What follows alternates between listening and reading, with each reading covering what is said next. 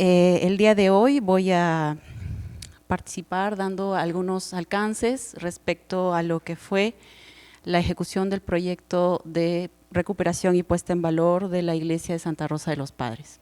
Un poco de antecedentes, quisiera dar énfasis en dos antecedentes históricos importantes porque tienen mucho que ver con el proyecto en sí y los hallazgos que se han tenido durante la ejecución.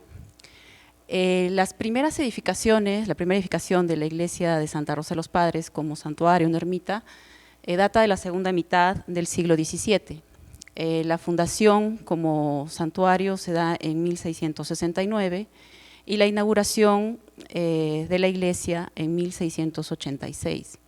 La construcción se hizo en los terrenos que fueron originalmente donde tenía la huerta y casa Santa Rosa de Lima.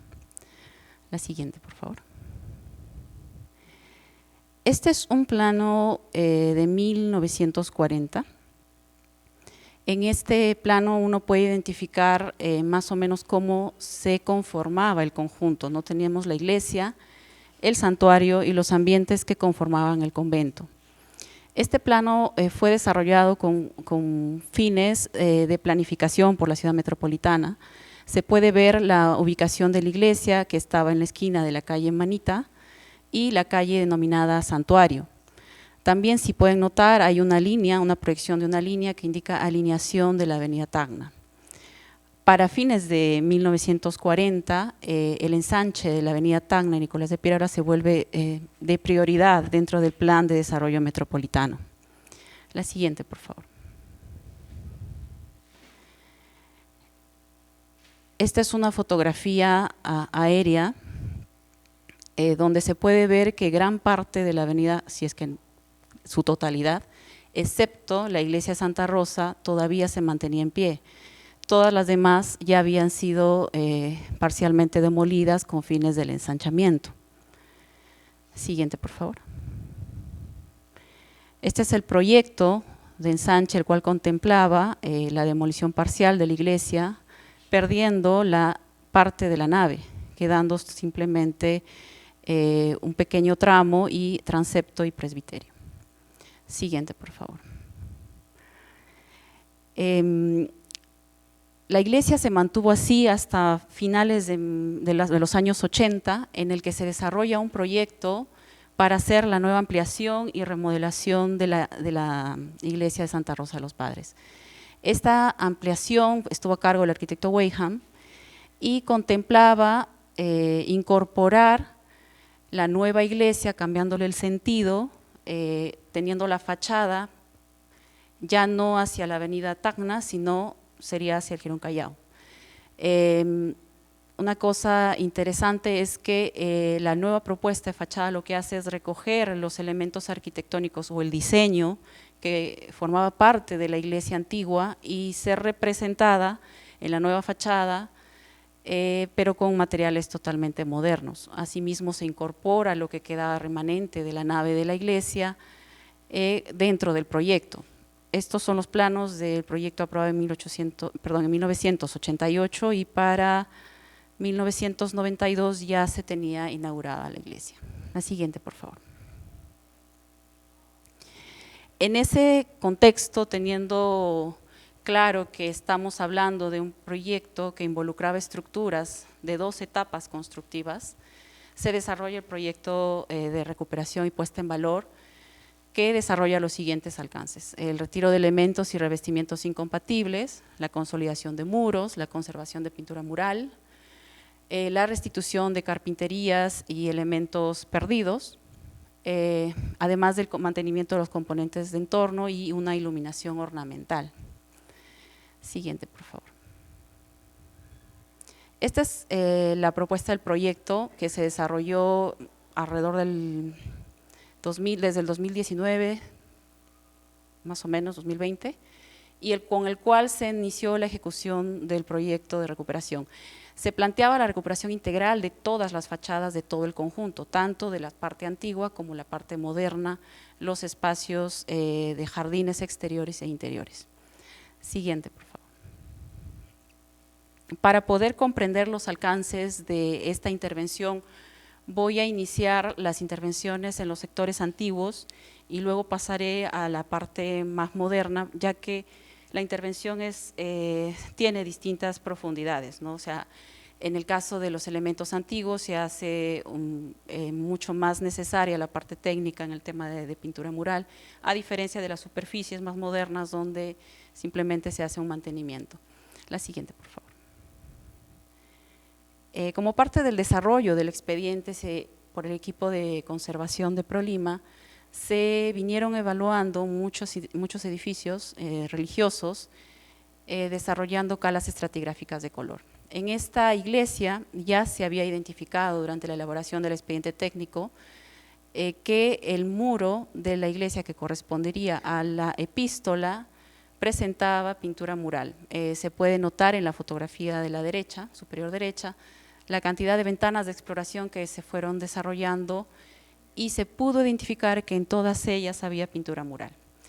No se definía claramente cuál era el diseño, pero sí se sabía que al menos había un gran porcentaje. Entonces, como parte del expediente técnico se contemplaba que en este sector se tenía que hacer una intervención de conservación de pintura mural. La siguiente, por favor. Ya durante la ejecución, se inician los procesos de puesta en valor de la pintura mural, primeramente haciendo la liberación de las capas de pintura que estaban sobre ella. Más o menos había 11, 12 capas de pintura. La pintura mural se encontraba debajo de estas 12 capas. La liberación se desarrolló a través de procesos mecánicos, haciendo reticulados, siguiendo una metodología muy específica. Siguiente, por favor. Y acá podemos ver dos imágenes que muestran más o menos el estado de conservación en el que se encontraba luego de la liberación.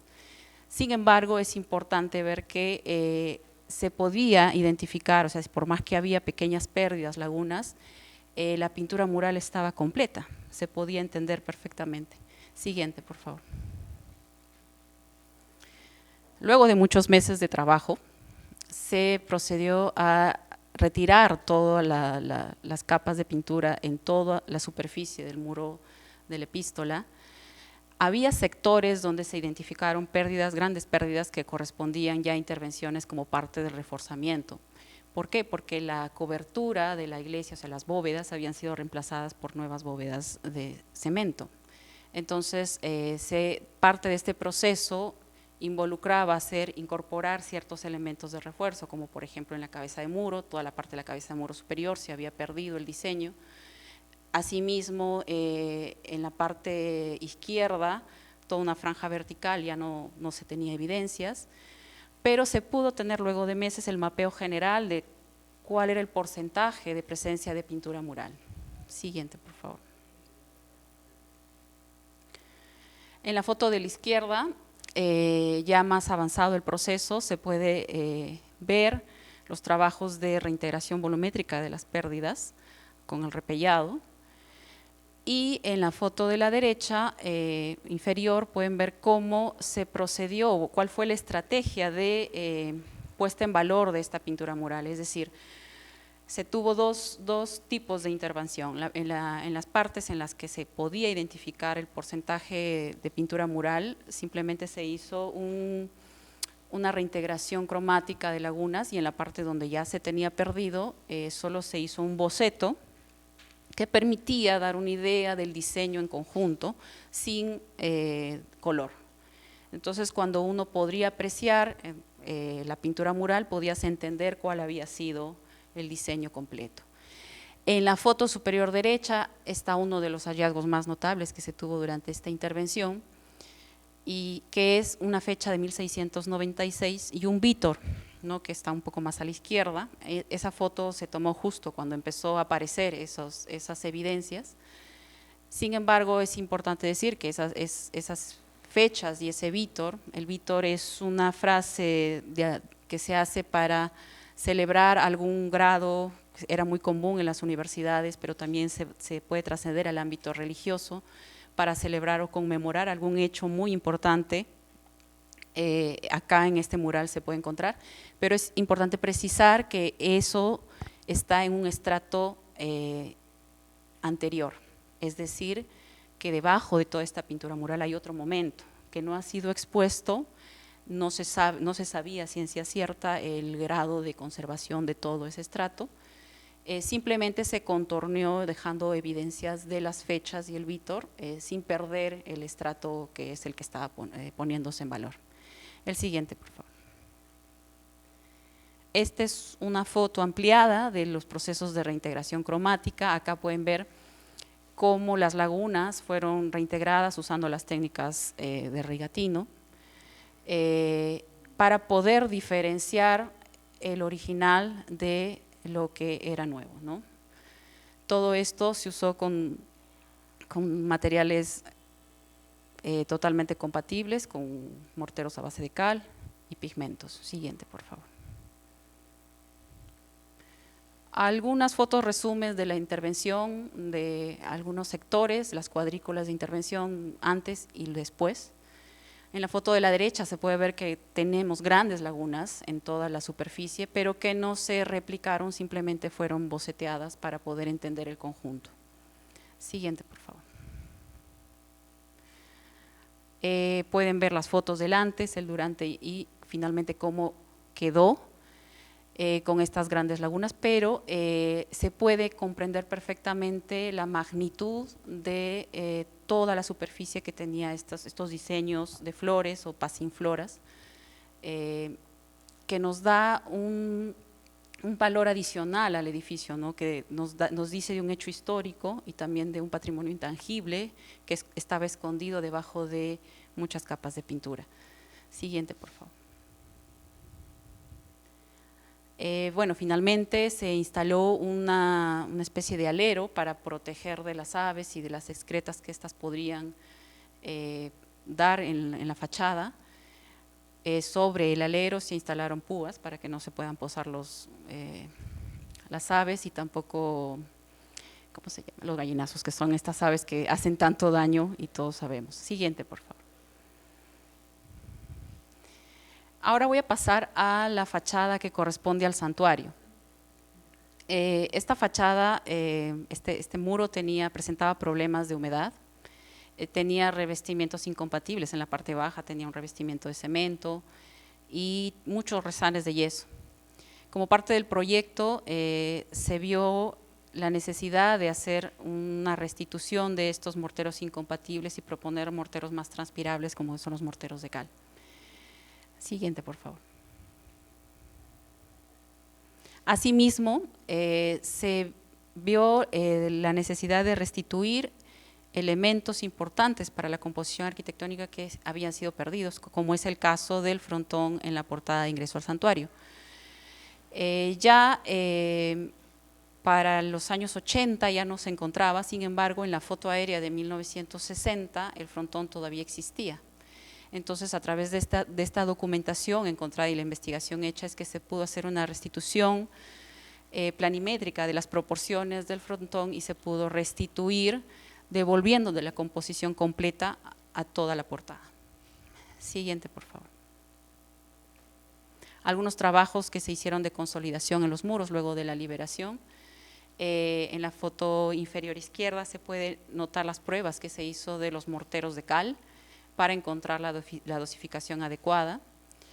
Se desmontaron todas las carpinterías, tanto metálicas como de madera, para poder darles el proceso de restauración adecuada. Se pudo restituir todas las molduras perdidas. Asimismo, una cosa que fue la que se inició en esta obra es también la de recuperar procesos de pintura de manera tradicional, como se puede ver en la foto de la derecha, que se está usando la piel de cordero. Siguiente, por favor. En la fachada de la avenida Tacna, esta fachada es interesante ya que muestra evidencias de lo que significó el corte por la ampliación de la avenida Tacna en la iglesia antigua. Está compuesta por la fachada lateral de la iglesia nueva y parte de lo que sería la nave de la iglesia antigua, ¿no? Siguiente, por favor. En la primera foto pueden ver cómo se encontraba este frente antes de la intervención. En la foto del medio, cómo finalmente culminó. Y si hacen un acercamiento, se pueden notar, si ustedes pasan por ahí, que los pilares que conforman esta parte del corte presentan pintura mural. Hay unos marmoreados, unos jaspeados y un zócalo. Siguiente, por favor. Durante los trabajos de liberación de capas de pintura látex que estaban sobre este frente, se identificó, como se puede ver en la foto del centro, la pintura mural con estos marmoleados que empezaron a aparecer. La foto de la izquierda es una foto del interior de la iglesia, una foto antigua. Esta foto en realidad apareció después de la intervención, pero es claro porque se puede notar en los pilares del interior de la iglesia que mantenían estos marmoleados y estos zócalos, que fueron los que encontramos durante la intervención y que ahora quedan ahí como evidencia. Hay muchos más momentos, pero se puso en valor el momento, digamos, más cercano y que tenía mejor estado de conservación. Siguiente, por favor. En el plano que mostré antes de la ampliación de la avenida Tacna, en el muro del Evangelio existía una escalera. Esta escalera era la que comunicaba hacia el coro alto de la iglesia. El coro alto ya no existe porque se demolió. Sin embargo, cuando empezamos a hacer la ejecución del proyecto y hacer las ventanas de exploración, porque siempre antes, en muros antiguos, antes de cualquier intervención, por protocolo, uno tiene que hacer los estudios de calas, se identificó pintura mural. Y esta huella que pueden notar ahí en la foto de la derecha, de como estos mechinales y una pintura en diagonal, justamente corresponde a ese espacio de la escalera. Los mechinales eran todas las vigas que sostenían la escalera y acompañaban un zócalo mientras uno ascendía al coro alto. Eso finalmente se decidió poner en valor. Claro, la nueva portada que se adaptó ya a fines del 80 interrumpe esa pintura mural escortada, pero hacia el lado derecho queda un sector como evidencia de este espacio. Siguiente, por favor. Dentro del proceso, del proyecto, también involucraba, como mencioné al inicio, la recuperación de todas las fachadas, de todas las superficies, de todo el conjunto. Como mencioné, esta parte de la iglesia nueva ya es de fines de los 80, está hecha todo en ladrillo, en concreto, pero sin embargo, al momento de la intervención había muchas cosas que se tuvieron que trabajar para poder darle el mantenimiento y la puesta en valor adecuada. Siguiente, por favor.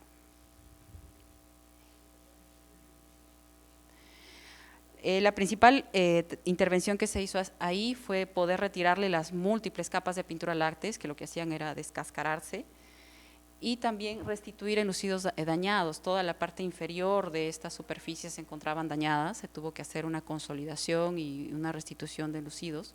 Se dio mantenimiento y conservación a todas las carpinterías y a elementos ornamentales. Siguiente, por favor. Esto es parte de los trabajos que se desarrollaron en las superficies de muros. En la parte superior derecha se puede ver todo el trabajo de retiro de pinturas, de capas de pintura. En la parte inferior a la derecha, parte de las estructuras de las columnas que forman esta nueva iglesia estaban expuestas por los deterioros de humedad. Se hizo un trabajo de consolidación de estos fierros y se volvió a revestir para que no estén expuestos ni si pueden debilitar ante la humedad. Siguiente, por favor. Asimismo, en las torres, en los campanarios, se hizo el mismo trabajo. Además, se dio todo lo que es el trabajo de conservación de las carpinterías, de los balaustres en ambos niveles y campanas, como ya vamos a ver más adelante, y cruces. Siguiente, por favor. Estos son los muros que dan hacia el patio interior de la iglesia Santa Rosa durante todo el proceso de trabajo. Siguiente, por favor. Asimismo, también mencioné que se hizo un trabajo de consolidación y trabajo en las coberturas. Estas bóvedas, que son bóvedas modernas, son bóvedas muy delgadas, que tienen unas cerchas de acero con un vaciado de concreto y una especie de acerrín. presentaban muchísimas microfisuras en la superficie. Entonces se hizo un trabajo de consolidación a nivel estructural de todas esas microfisuras. Se restituyeron en donde era necesario todos los ladrillos pasteleros que se encontraban muy deteriorados, y se dio un mantenimiento a las claraboyas. Hay unas claraboyas que corresponden a las naves laterales que iluminan la nave central, que se encontraba en un muy mal estado de conservación, que fueron intervenidas. Asimismo, se intervinieron las linternas, y las cruces que estaban conformadas por unas cruces de latón fueron reemplazadas por cruces de fierro forjado. Siguiente, por favor. En la hornacina central de la fachada principal se encontraba esta imagen de Santa Rosa. Esta fue desmontada y fue restaurada. Presentaba bastante deterioro, pérdidas de algunos elementos.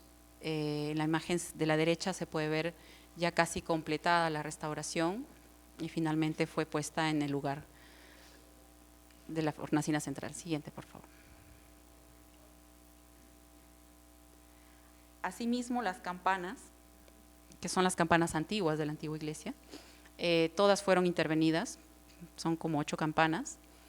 Se les retiró toda la pintura que tenían encima, se les dio un tratamiento de consolidación, y todo su sistema de poleas y cuerdas también fueron reemplazados, porque se encontraban, ya no estaban funcionando, y se las dejaron totalmente operativas. Siguiente, por favor. A la par se hicieron trabajos en el interior, en el entorno del patio interior, dándole mantenimiento al pozo, a las fachadas interiores, y también se hizo un trabajo en el madero, que es una reliquia que se guarda ahí, que es el limonero de Santa Rosa. Esto la verdad que fue un reto, porque era una pieza muy difícil de trabajar, pero se le pudo dar el preservado adecuado, manteniéndolo en una cámara especial para que puedan eliminarse todos los xilófagos que estaban dentro. Siguiente, por favor. En el jardín exterior, como complemento, se hicieron trabajos de mantenimiento tanto de las veredas, se hizo restitución de pisos, había el piso original era un piso de laja que estaba muy deteriorado. Este fue reemplazado para que pueda ser transitable el sector, ¿no? Se dio mantenimiento a todas las rejas y se pintaron todas las superficies. Siguiente, por favor. Finalmente, como complemento de toda la intervención, se implementó un sistema de iluminación ornamental que ponía en valor todos los componentes arquitectónicos del conjunto. Y bueno, la foto de la derecha es una foto muy bonita, que justamente muestra cómo, lo que les mencionaba hace un momento, ¿no? la recuperación de estos elementos arquitectónicos que son parte de nuestro patrimonio también conlleva la recuperación de patrimonio intangible, ¿no? Se recuperan valores históricos, se recuperan valores religiosos, y se puede entender a Lima como una ciudad que puede ser visto de otra manera, ¿no? Muchas gracias. Esta escultura se inauguró junto con la plazuela en el año de 1974, ¿no? Debido a la gestión de la señora Anita Fernandini de Naranjo, que también había sido alcaldesa por un año, ¿no? En la alcaldesa de Lima, ¿no? Entonces, es gracias a su gestión, y ella figura como la autora de la escultura, ¿no? Que se instala, ¿no? Se inaugura la escultura de Santa Rosa en esta plazuela, ¿no?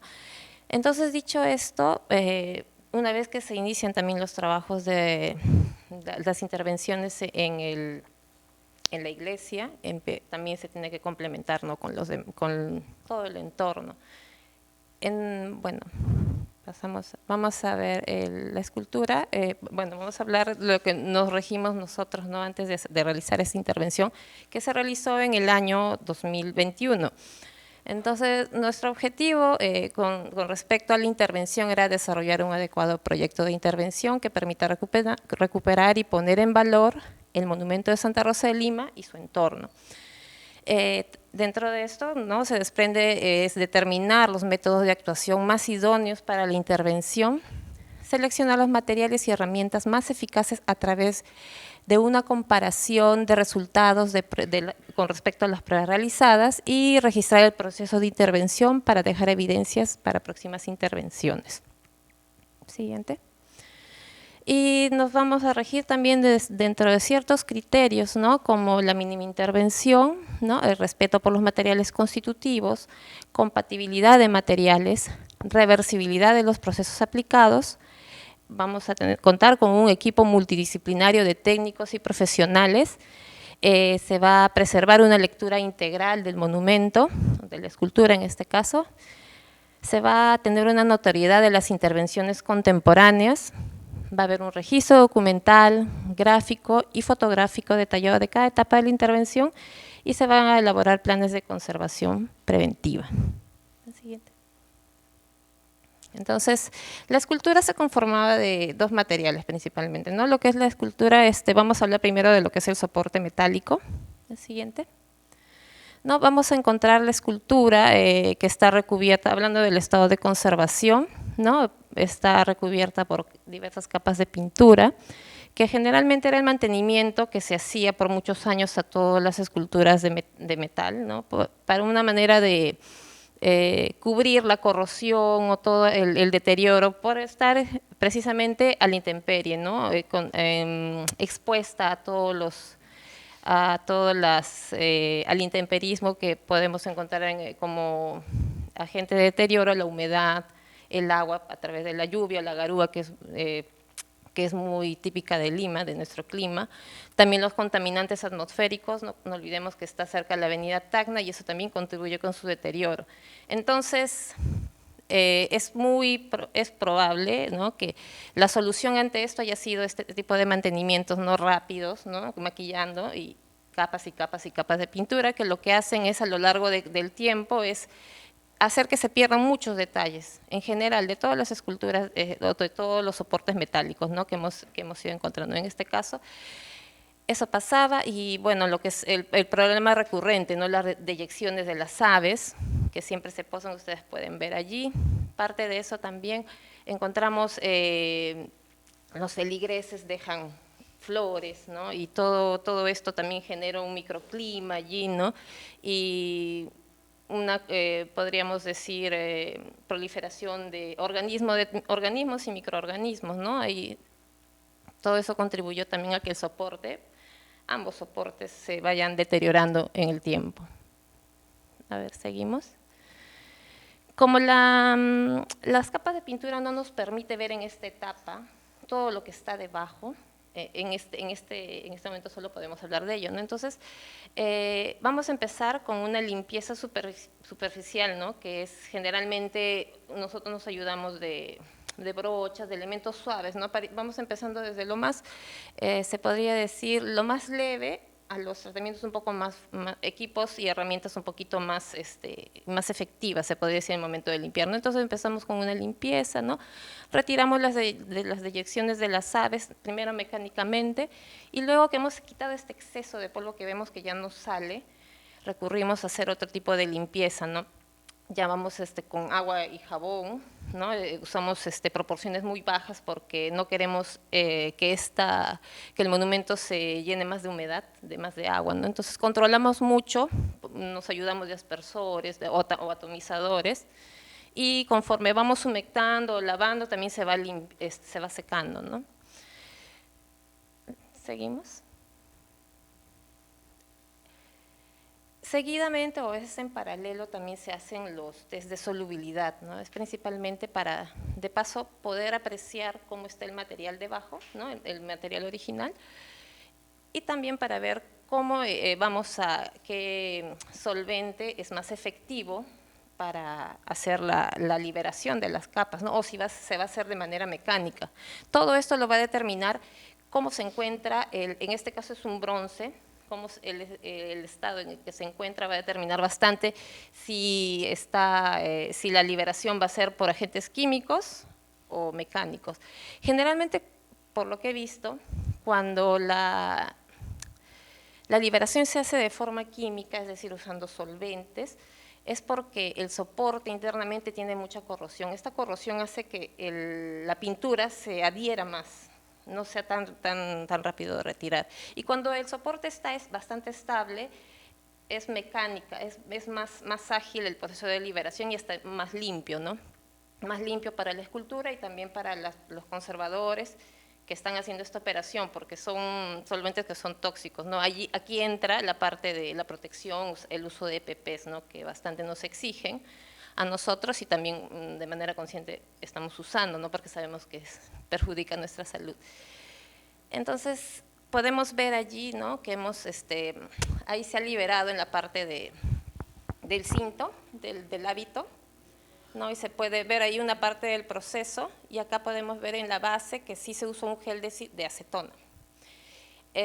Como les digo, es una fase de prueba. El gel de acetona y el thinner, en este caso que se ha usado en la parte de arriba, van a limpiar ambos bien. El tema es la efectividad, ¿no? Efectividad, presupuestos y todo eso. El gel de acetona, por ser acetona, es bastante volátil, por más que esté en gel, y también tiene otros costos y otros temas legales. Conseguimos el mismo resultado con el thinner, ¿no? Y esto depende también de la metodología que nosotros apliquemos, ¿no? A veces se satanizan algunos solventes, pero hay que saber emplearlos y darles sus neutralizaciones, como vamos a ver a continuación, ¿no? Siguiente. Ustedes, bueno, este es un ejemplo de la compresa, se hacen compresas también, ¿no? Se embeben en el thinner y vemos ahí cómo está. Y aquí podemos ver en el soporte metálico, en el bronce, que hay corrosión activa, ¿no? Ustedes ven esa coloración verde, es parte de la corrosión activa. Entonces ya nos va dando un poco de qué vamos a encontrar en el soporte. A ver, ¿seguimos? Entonces estas son algunas imágenes de la liberación, y sí, pues ven cómo no hay una uniformidad en el aspecto del metal, ¿no? Hay corrosión y todo ello, ¿no? Entonces estamos viendo que la liberación a veces es mixta, ¿no? No se libera todo con solventes, siempre hay que recurrir a herramientas, ¿no? Como nosotros nos recurrimos bastante del bisturí, que hay que saber cómo usarlo para no generar abrasiones, ¿no? Lo mínimo, hay que ser bastante hábiles, ¿no? Meticulosos. También con las compresas de algodón se retiran, ¿no? La pintura se ablanda, a veces depende mucho de cómo esté adherido, ¿no? Y depende del deterioro, como le decía, las compresas se pueden poner por 5 minutos, por 10 minutos. Es la persona que está interviniendo, cuando estamos interviniendo estamos calculando ese periodo de tiempo, ¿no? Mecánica con solventes, listo. El thinner siempre lo aplicamos por aspersión, para controlar, también no es una acción que lo hacemos así, ¿no? Sin pensar en que son solventes que pueden también alterar, ¿no? El soporte metálico. Disculpa, siguiente. Aquí es para que vean un poco la diferencia, ¿no? Tenemos la zona derecha de la escultura de su rostro, que ya está liberada, y tenemos la zona izquierda, ¿no? Que todavía permanece con las capas de pintura.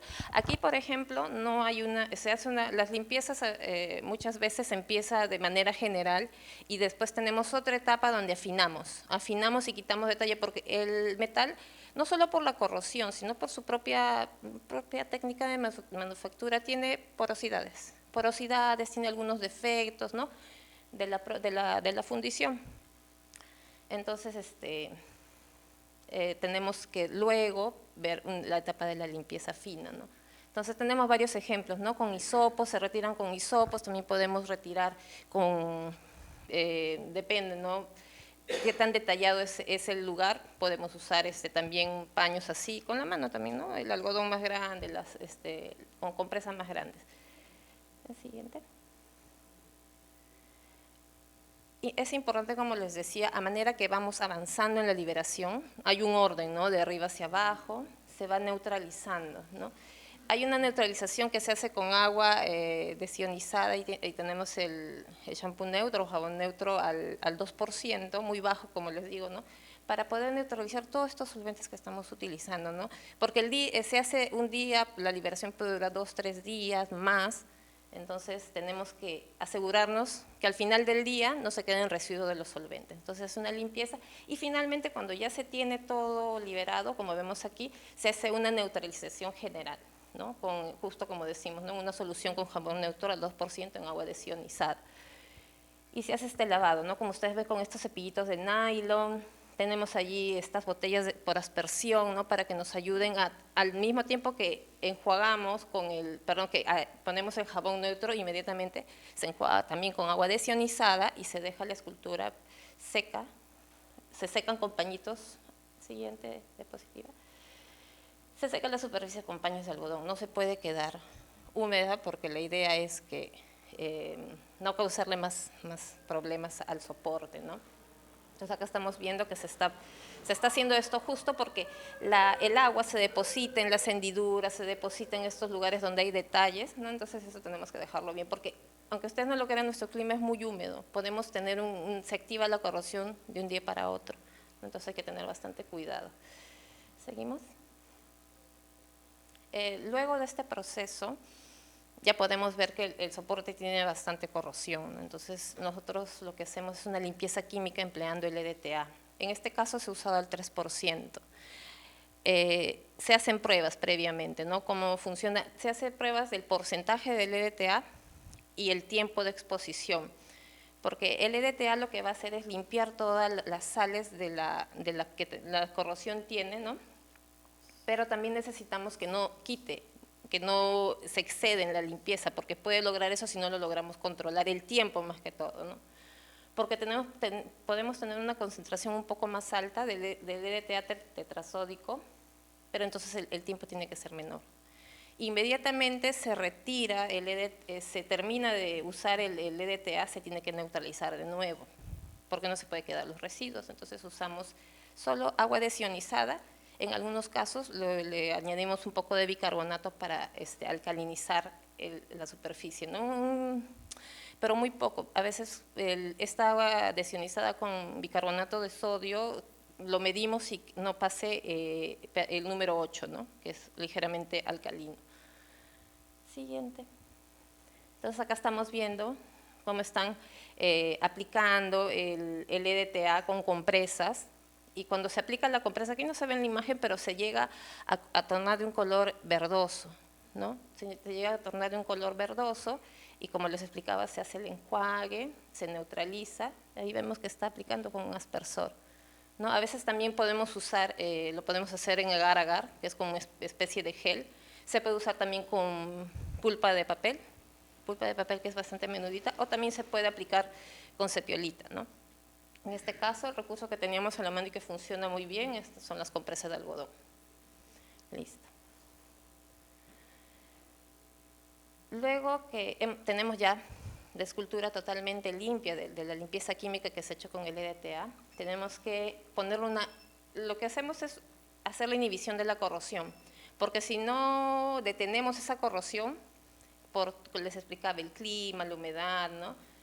Se puede activar de nuevo. Entonces, se tiene que aplicar, nosotros usamos el inhibidor BTA al 3%, el benzotriazol, que se emplea, ¿no? Que inhibe la corrosión de varios metales, en este caso el bronce, porque es uno de los componentes que inhibe es el cobre, ¿no? Que es parte de su composición. Entonces se prepara esta solución que es bastante tóxica, es cancerígena, por eso ustedes van a ver a las señoritas que están con una máscara de rostro completo, ¿no? Entonces, y eso es un momento breve, ¿no? Pero mientras preparamos, el BTA es un polvillo, si bien ligero, es muy parecido a la fibra de vidrio, pero no es como la fibra, pero es bien ligero, es decir, tiene que ser en un lugar donde no haya corrientes de aire, porque está preparando y lo lleva y uno puede inhalarlo, ¿no? Entonces, por eso ahí la protección puede entrar a los ojos también. Y se diluye en alcohol etílico al 96%, ¿no? En un breve tiempo se diluye, dependiendo de la marca y calidades de benzotriazol, y se realiza una aplicación con brocha. Otras personas sugieren por aspersión también, pero preferible, por las razones que le digo de la toxicidad, con brocha, para que no se haga una neblina allí. Entonces, con la brochita se distribuye por todos lados, tiene que cubrir todas las partes, porque estamos hablando que esto va a inhibir la corrosión, va a ser la primera capa que lo protege a la escultura, ¿no? Entonces, y estamos viendo que la escultura tiene mucha pérdida, eso me había olvidado mencionarles, ustedes pueden ver esos detalles, no tiene una pátina uniforme. En este caso, esta escultura al parecer no tenía una pátina química, ¿no? Ha venido, cuando en la fundición de Campañola, que me olvidé comentarles, las han traído y posiblemente haya tenido sí un recubrimiento y lo pueden haber limpiado, no se tiene datos de eso, son suposiciones, pero por la corrosión pierde su pátina natural y cuando se limpia se va perdiendo esta uniformidad que podría tener, ¿no?, el soporte. Entonces tenemos toda esta, cromáticamente no está uniforme. Bueno, siguiente. Luego de aplicar esta primera capa, la primera capa de protección, podríamos decirle que es la del BTA, vamos a aplicar otra capa de protección, que es a base de la aplicación del Paraloy B72. Aquí nosotros lo que hacemos es aplicar tres capas. La primera, el Paraloid se diluye en thinner, es una resina acrílica. La primera capa generalmente la hacemos bien diluida, al 4%. La segunda capa al 6% y la última capa puede ser entre el 9 y 8%, ¿no?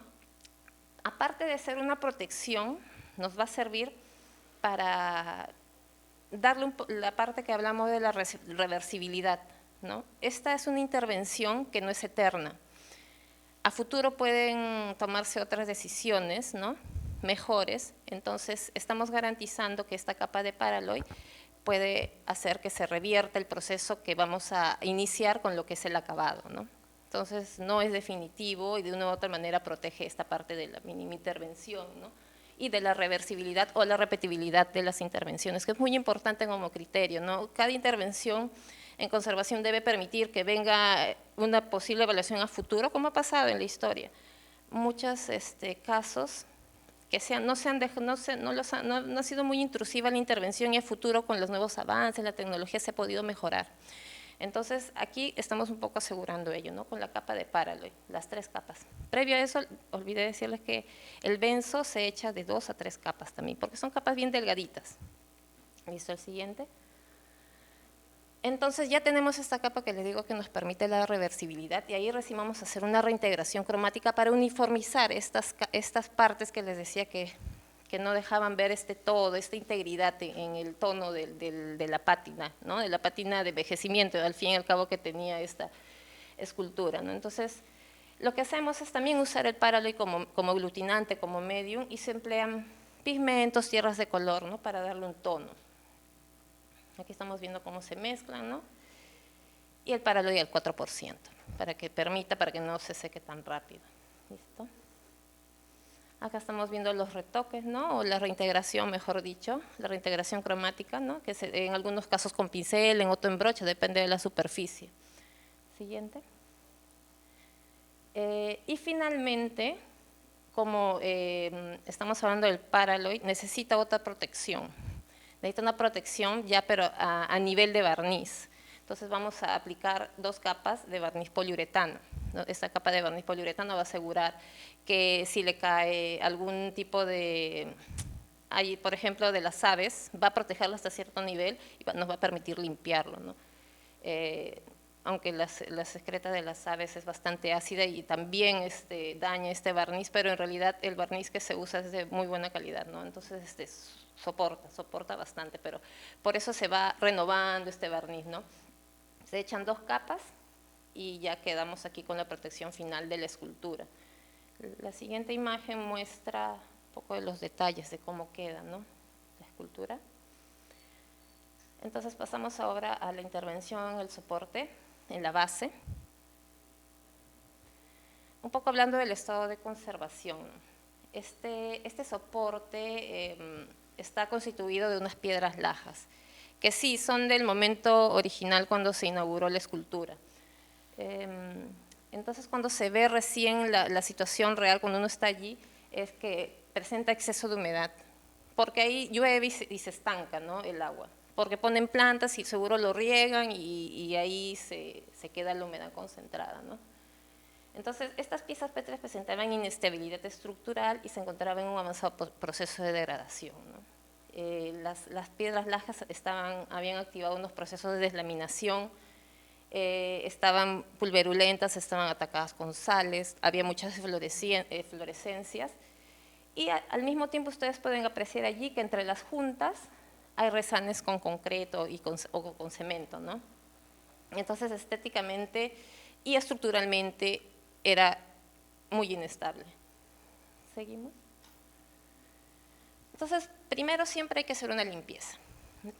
Así no esté estructuralmente bien, se hace una limpieza porque también te permite ver mejor todavía, ¿no? Cómo puedes encontrar el soporte. ¿Seguimos? Y bueno, les voy a explicar cómo es que se hizo el tratamiento, ¿no? Una vez que ha visto cómo está la base, lo que se va a hacer es, se decide desmontar estas lajas porque estructuralmente, como les decía, ya no había una solución porque se estaban deslaminando, implicaba tal vez hacer procesos de desalinización, sumergirla, pero ya tenía mucha pérdida, ¿no? Entonces, como también la base correspondía del año 1974 que se inaugura, ¿no? Al año de intervención en el 2021, son 47 años, ¿no? Entonces nos permitió mejorar este soporte, ¿no? Y también al momento, como dice allí, de retirar las piedras, las lajas, se pudo ver cómo estaba internamente, ¿no? Se hace una limpieza mecánica de las sales que se habían encontrado, ¿no? Que estaban allí desarrollándose. Los materiales estaban disgregados y adheridos al soporte. Entonces, cuando sacamos todas las piedras lajas, podemos ya empezar un secado controlado de la estructura interna mediante exposición ventilada. De forma natural se hizo que esta parte, la estructura interna de la base, se empiece a secar, ¿no? A fin de reducir esta humedad, ¿no? Luego de esto, cuando ya está seco, se aplica un consolidante compatible con el concreto, ¿no? Ahora la tecnología nos permite usar consolidantes, ¿no? Inclusive que actúan estando el soporte húmedo, ¿no? Actúan bien.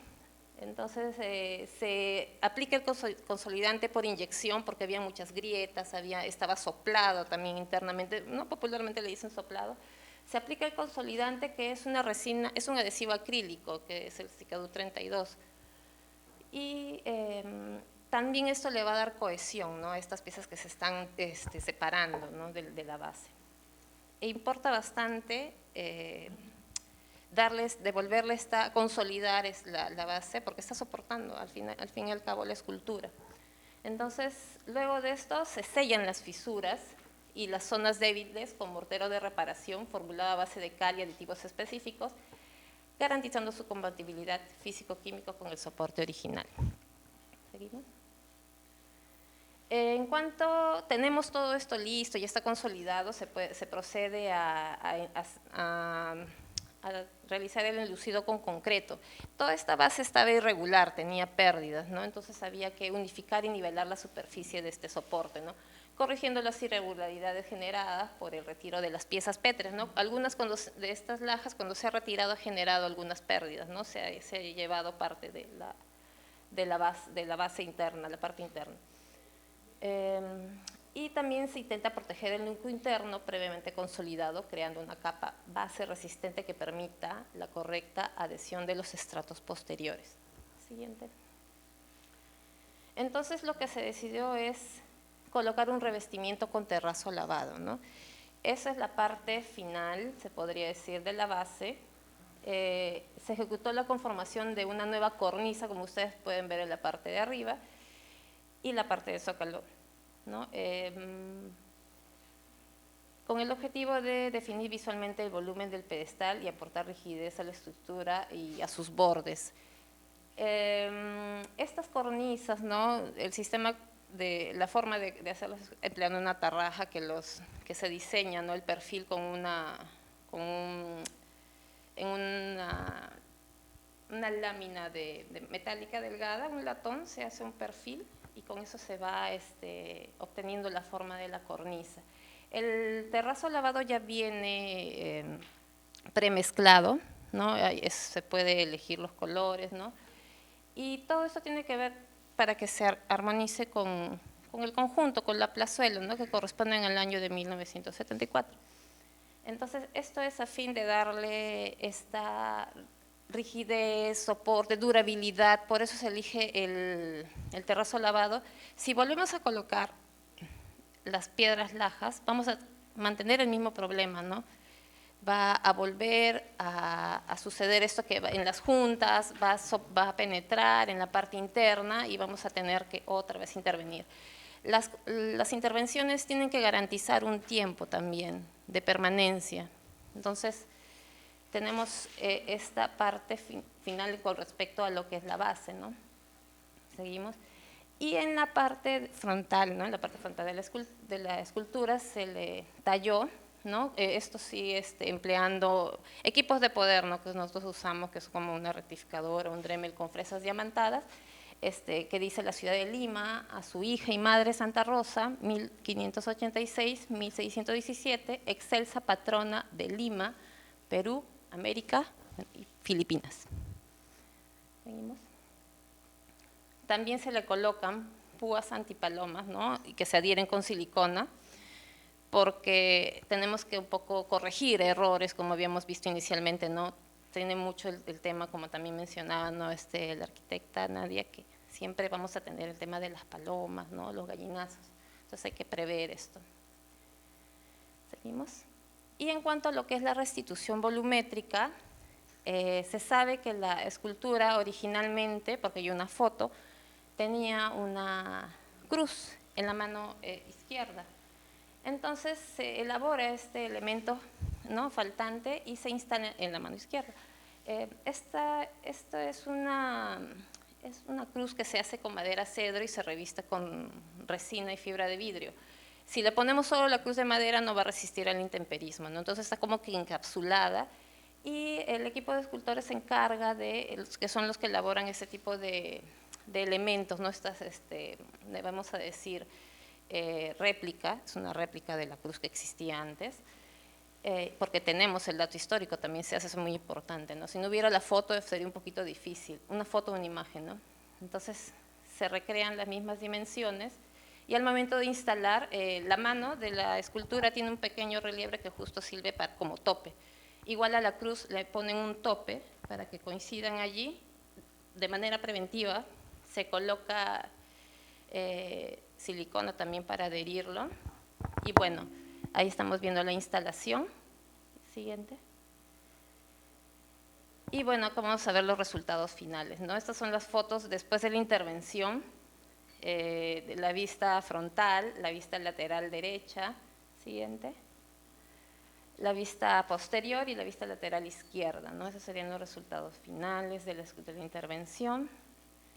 Siguiente. Y aquí vemos, ¿no? La parte, cómo quedó inicialmente, cómo está ahora con el elemento restituido que podemos ver en esa imagen del día de la inauguración del año 1974. Bueno, y con eso.